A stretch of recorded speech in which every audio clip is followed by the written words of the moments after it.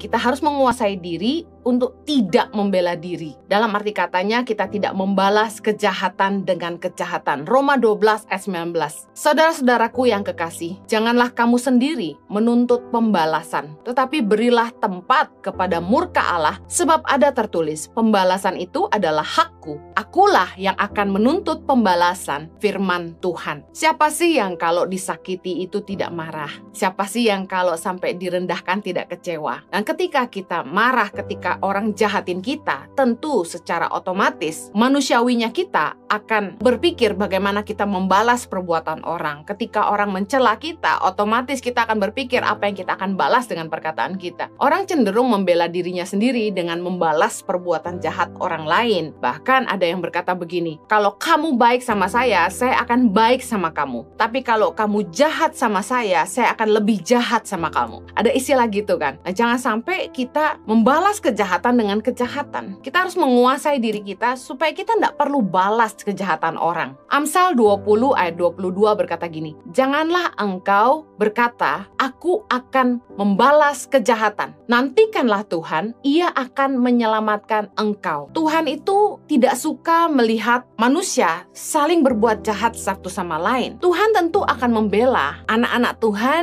yang tidak berbuat jahat. Ketika mereka dijahati orang lain, saya percaya Bapa di sorga yang akan berurusan dengan orang yang menjahati kita. Tapi kalau kita bela diri kita sendiri, kita balas kejahatan dengan kejahatan, Tuhan nggak akan bela kita. Kalau kita punya ketetapan, kita nggak akan balas kejahatan dengan kejahatan, firman Tuhan berjanji bahwa Tuhanlah yang akan menyelamatkan kita. Niat jahat orang seperti apapun, Tuhan nggak akan izinkan itu mencelakakan kita. Tuhan akan jagain kita. Jangan kita sendiri menuntut balas, kata firman Tuhan. Berilah tempat kepada murka Allah. Biarkan Tuhan yang berurusan dengan orang itu. Tuhanlah yang akan menuntut balas atas perbuatan orang masing-masing, bukan kita. Kita ini dipanggil untuk jadi terang. Jadilah orang yang menebar kebaikan dan bukan kejahatan. Saya percaya pembelaan itu datang dari Tuhan. Mungkin kita pernah direndahkan, kita berusaha dijatuhkan, orang berbuat jahat sama kita. Kita jangan malah ikut kelakuan mereka. Kita harus tetap berbuat baik kepada semua orang. Roma 12 ayat 17 berkata, janganlah membalas kejahatan dengan kejahatan. Lakukanlah apa yang baik bagi semua orang. Saya percaya bahwa hidup ini tabur tuai. Kita harus menguasai diri untuk tidak membalas kejahatan dengan kejahatan. Kenapa? Karena apa yang kita tabur, kita tuai. Kita pasti menuai apa yang kita tabur. Kalau kita sudah tabur kebaikan, jangan sampai kita tabur lagi kejahatan di atas kebaikan yang kita tabur. Amsal 17 ayat 13 berkata, siapa membalas kebaikan dengan kejahatan, kejahatan tidak akan menghindar dari rumahnya. Jelas, kita tidak usah nuntut balas. Tiap-tiap kita akan bertanggung jawab kepada Tuhan. Kalau orang jahat sama kita, urusan mereka itu sama Tuhan. Kalau mereka menabur kejahatan, mereka sendiri akan menuai kejahatan. Jangan lagi kita menuntut balas sehingga kita nabur kejahatan juga. Karena jelas, kalau kita nabur kejahatan, maka kebaikan yang kita buat itu semuanya hilang. Sia-sia kita menabur kebaikan, kita mengerjakan apa yang baik, lalu kalau kemudian kita kecewa sama orang, lalu kita balas kejahatan orang dengan kejahatan. Karena ingat, kita akan menuai apa yang kita tabur.